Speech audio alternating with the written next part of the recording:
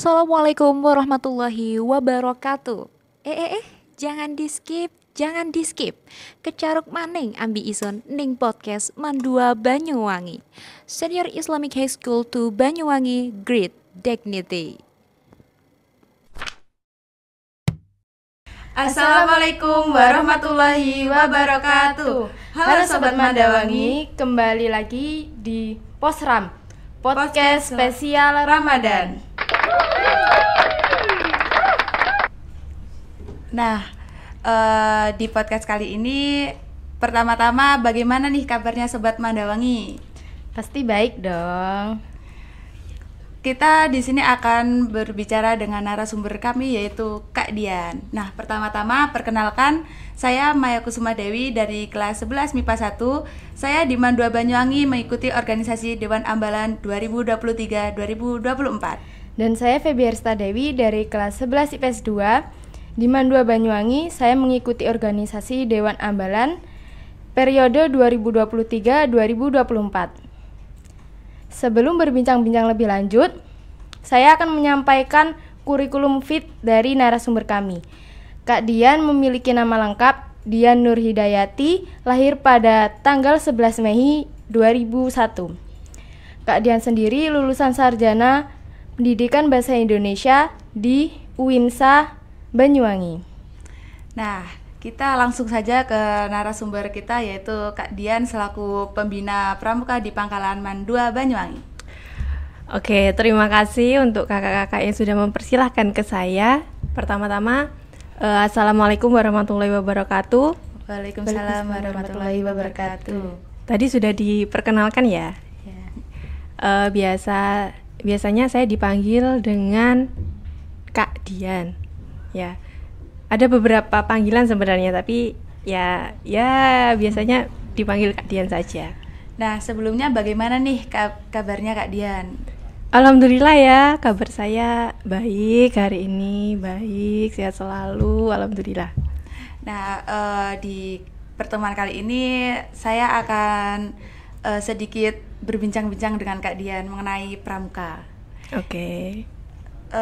Kenapa sih Kak Dian itu suka pramuka, padahal kan konon katanya teman-teman saya pramuka itu panas, capek, dan awal mula Kak Dian suka pramuka itu gimana? Jadi gini, menurut saya kenapa kok saya itu suka sekali dengan pramuka ya? Karena di pramuka itu emang seseru itu, emang seseru itu. Emang dulu saya itu awal mulanya coba-coba. Kok kayaknya seru sih, tapi ya mirusnya mungkin panas-panasan itu ya. Pertama itu saya dulu coba-coba waktu SD, ceritanya itu waktu SD. Kemudian di situ saya kan ada ekstra pramuka, ada dari kakak-kakak sekolah lain yang di situ ikut mengajar ekstra kepramukaan di SD saya. Nah, kemudian di SD itu saya diajak untuk mengikuti kemah. Untuk pertama kalinya saya mengikuti kemah. Setelah mengikuti kemah, kok ternyata seru. Bisa ketemu sama sekolahan lain, kemudian bisa lihat api unggun, kemudian bisa ikut pensi dan lain-lain. Gitu. Jadi seru banget ya Kak ya? Iya, ya emang pramuka seseru itu sih.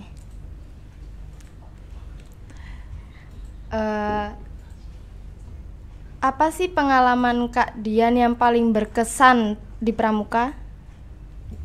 Sebenarnya ya, pengalaman saya itu sangat berkesan semua menurut saya. Akan tetapi ada beberapa pengalaman yang di situ memang lebih berkesan dari pengalaman yang lainnya. Ada beberapa pengalaman yang lebih berkesan. Pengalaman saya di pramuka itu mulai dari SD, kemudian saya juga ikut kepramukaan di tingkat penggalang ya tentunya. karena di SD tadi saya rasa seru ya kan, di awal tadi saya rasa seru, kemudian saya lanjut ikut Dewan Galang ya di Penggalang. Setelah itu di situ saya juga menemukan beberapa hal baru tentunya, dari materi kepramukaan, kemudian dari teman-teman yang banyak dan lain sebagainya, dari bagaimana saya mengikuti suatu kegiatan atau mengondisikan kegiatan, walaupun 50%-nya juga pastinya akan dibantu sama pembina. Nah, selanjutnya setelah dari Penggalang, saya rasa juga kok semakin seru ya, semakin kesini semakin seru. Itu saya lanjutkan ke SMA, ke Penegak. Tentunya saya di SMA atau SLTA itu juga mengikuti kegiatan pramuka, kegiatan kepramukaan yang ada di SMA.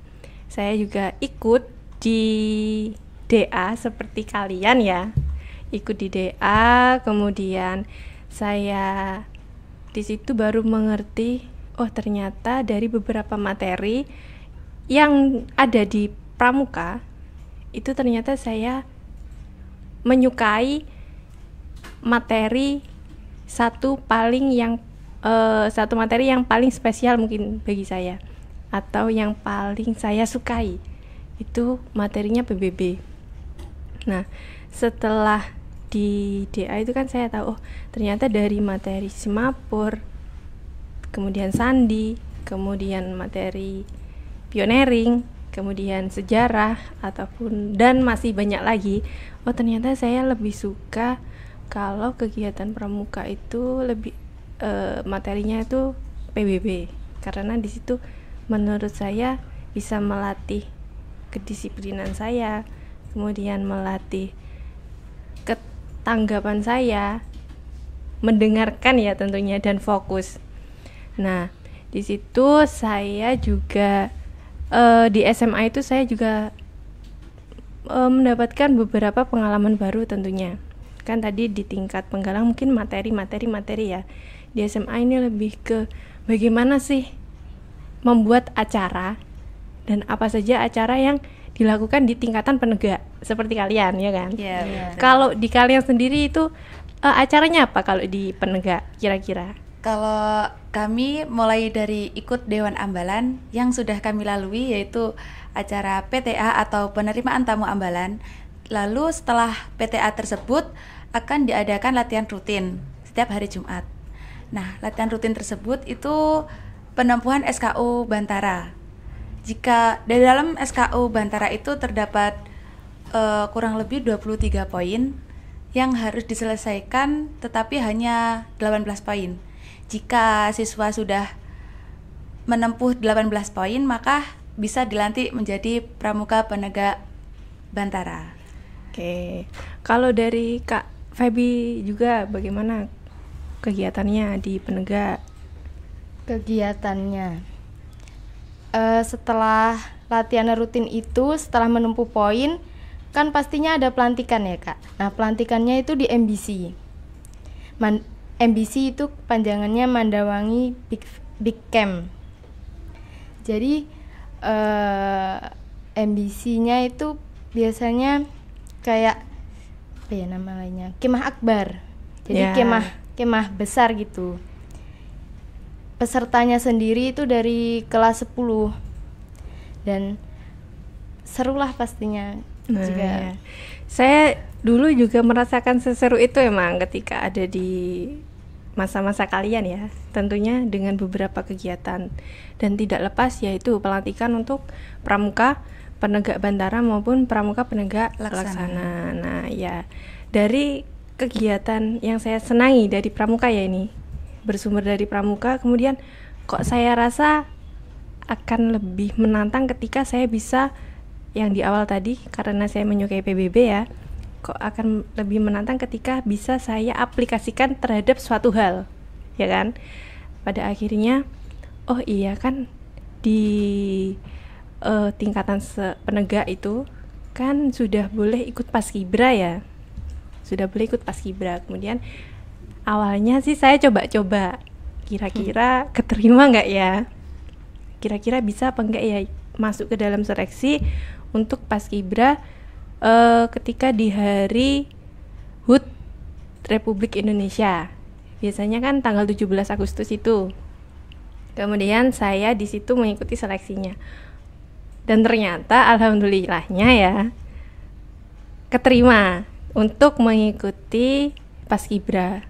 Tesnya dari beberapa, dari tes tinggi badan, kemudian berat badan, kemudian PBB-nya bagaimana dan lain sebagainya. Jadi pada akhirnya alhamdulillahnya saya juga bisa mengikuti Paskibra yang di waktu itu saya ikut Paskibra di Kecamatan Tegalsari tahun 2017. Wah, keren banget nih. Kalau boleh tahu pengalaman Kak Dian selaku pembina pramuka di MAN 2 Banyuwangi, gimana sih menurut Kak Dian pengalamannya, seru-serunya, seru kesannya menjadi salah satu pembina pramuka di MAN 2 Banyuwangi dengan bertemu dengan kita, dengan teman-teman yang random-random, itu gimana? Ya, oke. Untuk keluh kesah dan bagaimana rasanya menjadi pembina mungkin ya.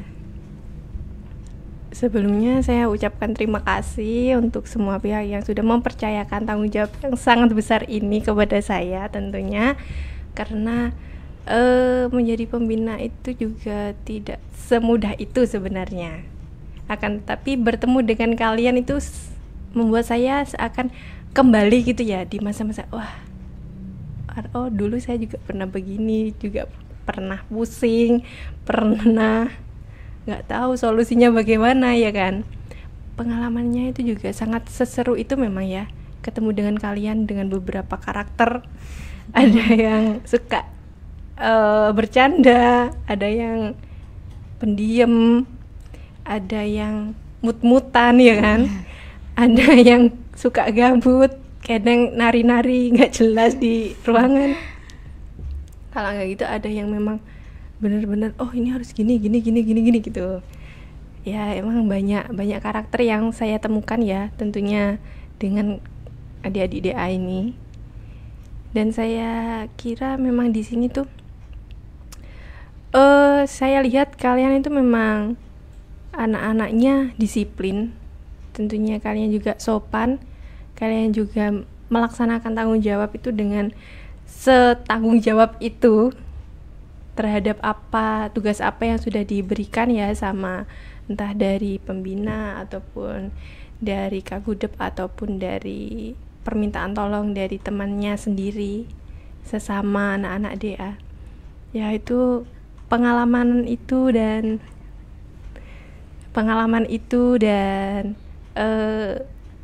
bertemu dengan kalian itu memang sangat gimana. Kalau kalian bertemu dengan saya itu bagaimana rasanya? Ya memang kan konon katanya tak kenal maka tak sayang. Jadi memang awal-awal itu kebetulan dulu waktu kita masih menjadi calon Dewan Ambalan kan kita belum bertemu kan Kak. Nah sungguh saya itu kaget juga, lah kok diganti gitu, rasanya masih kan belum terbiasa juga belum kenal, jadi rasanya masih kok diganti gitu loh. Kalau menurut Kak Baby gimana? Kalau saya pertama kali dengar kabar kalau pembinanya diganti itu kayak agak sedih juga kan, pembina sebelumnya diganti sama pembina baru. Soalnya kan kalau diganti kan butuh adaptasi lagi ya. Jadi ya saya agak sedih, tapi pas lama kenal Budian ternyata Budian ternyata enak gitu. Asik juga sih orangnya. ya mungkin perlu beradaptasi memang ya dari pembina sebelumnya kemudian menjadi saya kan juga sebagaimana itu ya, saya harus bisa menyesuaikan dengan berbagai macam karakternya kalian dan lain-lain ya kan.